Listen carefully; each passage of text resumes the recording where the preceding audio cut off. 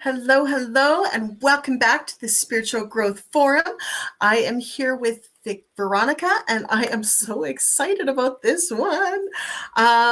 If I had known her 10 years ago, my marriage might not have imploded. Actually, I probably still would have, because PTSD is a hell of a drug. But anyways, Veronica is the powerhouse behind Marriage Relationship Restart and the upcoming book, How to Stay Married by a Divorce Attorney Before You Throw in the Towel. As a licensed attorney and divorce mediator, she champions battle-weary wives with children who face marital strife, especially when their husbands resist therapy.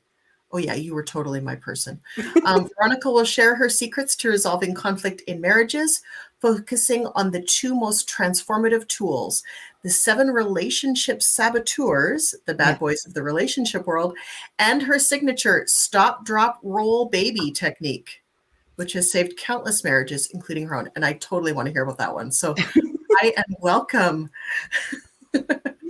Thank you. Thank you so much, Charisse. I am just so happy to be here. And I have been watching all the speakers and they're lovely. So thank you. And welcome, everyone. I'm so happy to be here. So thank you. Well, let's dive in. First up is the bad boys of the relationship world, the 7 relationship saboteurs. Dun, dun, dun. You know, when my marriage was in trouble, I turned to Terry Real. He's an internationally known family and marriage therapist, and I turned to him for help.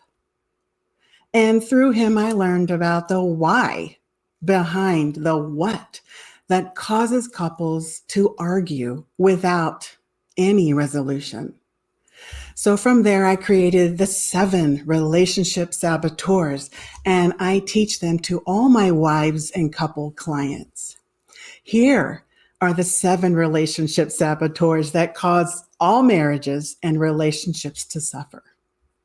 All right. Number 1, unbridled self-expression. Number 2, being defensive. Number 3, controlling. Number 4, blaming, shaming, and judging. Number 5, retaliation. Number 6, withdrawal.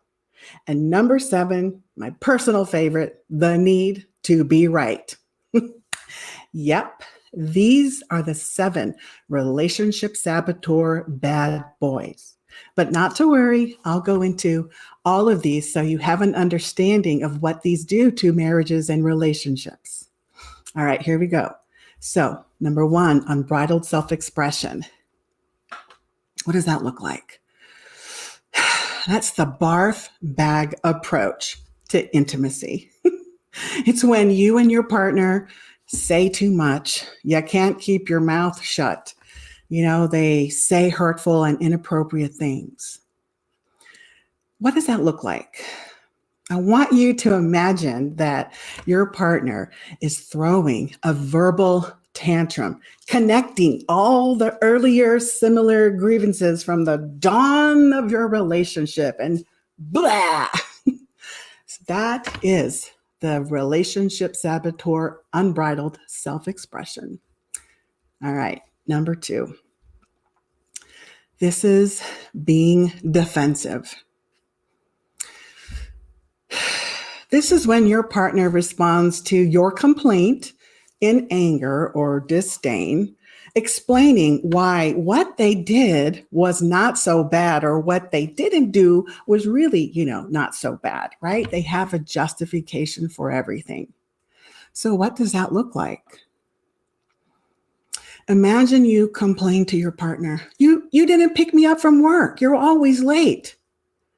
And rather than to be curious, they cut you off and they tell you, hey, you don't answer your cell phone anyways. It's always in your purse. I can't get a hold of you, so why bother? Isn't that pretty anti-relational? So they basically will deny, like that favorite line in the movie, My Cousin Vinny, deny. You didn't tell me to pick you up. So that is relationship saboteur, being defensive. Now, number 3, another personal favorite of mine, being controlling. No adult wants to be controlled. So, what does that look like in relationships? That is when you have a partner that wants things to be a certain way so you can be okay. And they either direct control, by demanding or commanding, or they're clever, indirect control. And that is like through manipulation. Here's what that relationship bad boy looks like. Your spouse tells you how to drive. They tell you what to eat. They tell you how to dress. Or manipulate you into believing that they are so busy, they are so overwhelmed that they can't possibly do one more thing in the house. All right. Number 4, blaming, shaming, and judging. This is when your partner wants you to feel so terrible that you never do that thing that you did, or it ensures that you do something that they want you to do. And what does that look like? When a partner tells you that the reason why they can't get a job is because you're so messy, the house is a pigsty, and they don't have access to their creative mojo. They can't get a job because you're filthy. Another way they do it is they want to cause you to feel bad, as a parent, because you want to have some me time. All right. That was relationship saboteur number 4, blaming, shaming, and judging.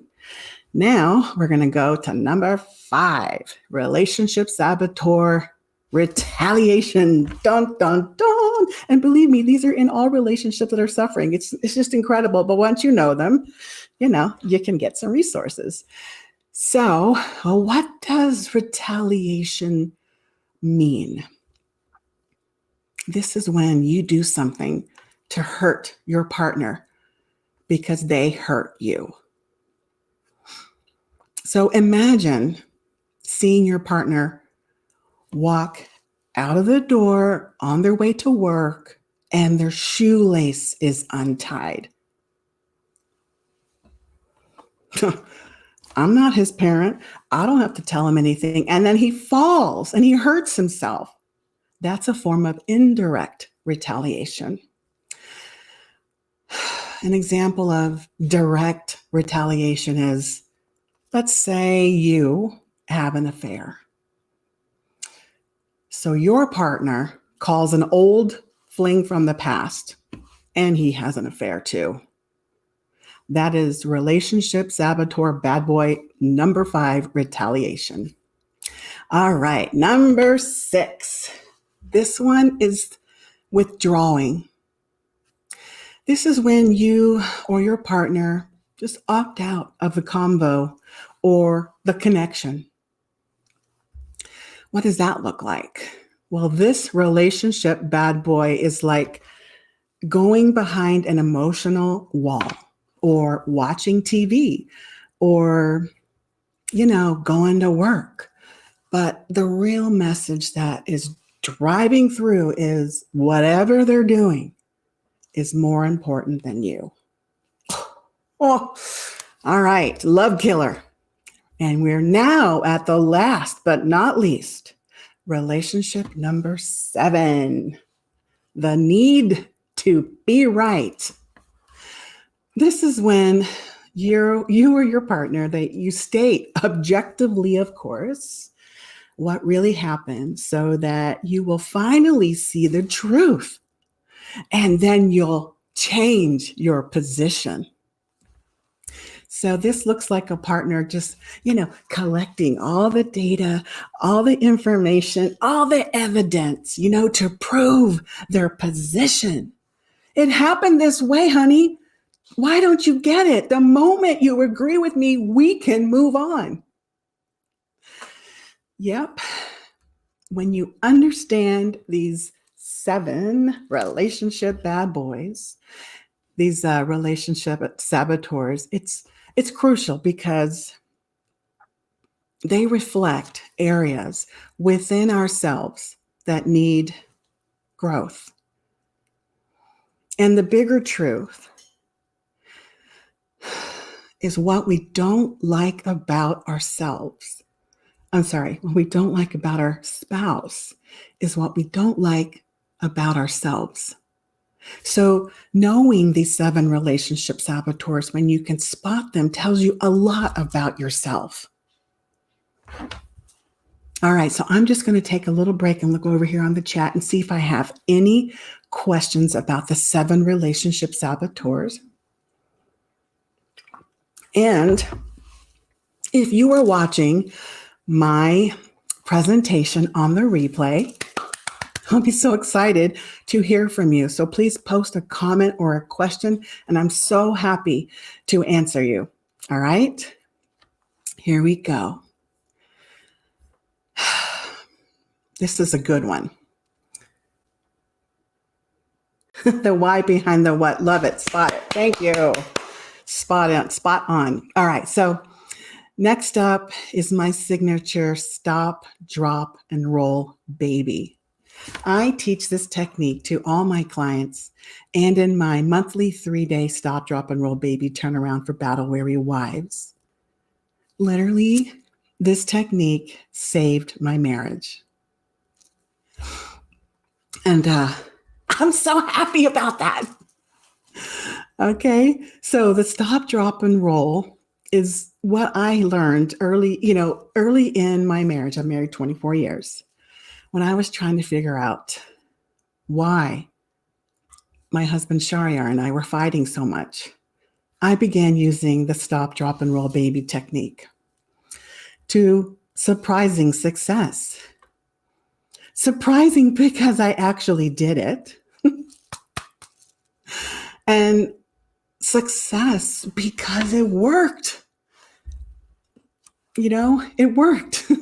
Do you recall the simple fire safety technique taught to children to minimize damage if their clothing catches on fire? The stop, drop, and roll technique. They're told to stop, ceasing any movement that fans the flames. Then they're told to drop to the ground and cover their faces with their hands to avoid any injury. And finally, they're told to roll on the ground or wrap themselves in a blanket so that they can deprive the fire of oxygen, thus extinguishing the flames. Well, guess what? That happens when couples are on fire too. So let's go through this technique, all right? All right, here we go. Number 1, stop. Stop contributing to the fight. And that looks like stop talking. Then you're going to drop. You're dropping all behaviors that escalate the argument. That would include no deploying of any 7 relationship bad boys, even if they came to you at first. No eye rolling, no yelling, no large hand movements, no storming out. And number 3, you're going to roll into self-care and self-love mode. You're going to go inward to find peace and balance, because another truth is it's in here. So you're going to take a deep breath, put your hand to your heart because that stimulates oxytocin, and you're going to take your pause. In fact, I have a fabulous ebook about the sacred pause. I have one for just the battle-weary wives. Who are they? Those are those beautiful souls who are going at their relationship building, healing on their own. And I also have the sacred pause for the battle-weary couples. And I will post both links for you on the comments so that you can download those. All right. And the sacred pause is a marvelous circuit breaker. It helps you restore that inner balance and harmony. And you might be thinking, well, that's way too easy, Veronica. And wrong you would be. The stop, drop, and roll is not for the faint of heart. It is for those individuals who want to look at their marriage or any relationship as sacred acts. The stop, drop, and roll is hard. The first couple of times I used this technique, I had to put my hand over my mouth from deploying another relationship saboteur, and I looked like a crazy lady. But it worked. It's so hard because of the fight or flight response, which dumps cortisol into the body, shutting down rational and relational thinking. I'm going to go ahead and share some what behind the why this technique works so well. The fight or flight response is an automatic physiological reaction to an event that is perceived as stressful or frightening. So if a threat is likely, the amygdala sounds an alarm. Hey, relax all the energy. We need to conserve. It needs to be diverted to prepare for an attack. Danger, danger. Additionally, the neocortex, the higher order brain functions, goes to sleep. It just shuts down. It does that so that it allows the limbic system to do whatever is necessary to ensure the best chances of survival as quickly as possible. So, one of the limbic system's key roles is responding to stress. Its primary response is to danger. Its primary response to danger is fight or flight.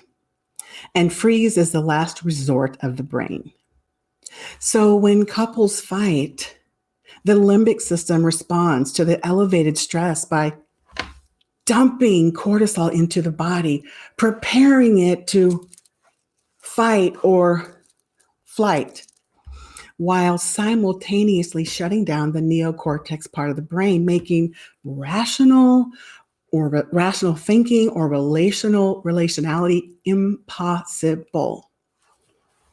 So for a couple to work through their problems, they need access to their neocortex, which is the home of sensory perceptions and reasoning and language, what my mentor Terry Real calls the relational part of the brain. So this means that using the stop, drop, and roll can prevent all of this and helps you stay resourced, stay relational, stay rational. So you don't have to be a battle-weary wife or a couple to benefit from understanding the 7 relationship saboteurs and learning how to stop, drop, and roll. I've seen this work between parents and children, teachers and teens, friends, co-workers, neighbors, and even between siblings. Anytime there's a disgruntled or disagreement between two people, first, identify which saboteur is expressing itself. And then you're going to stop, drop, and roll, baby. These 2 things will change your life. It changed mine. This concludes my presentation for today. So if you have any questions at all, please do not hesitate to ask them or post them here in the comments.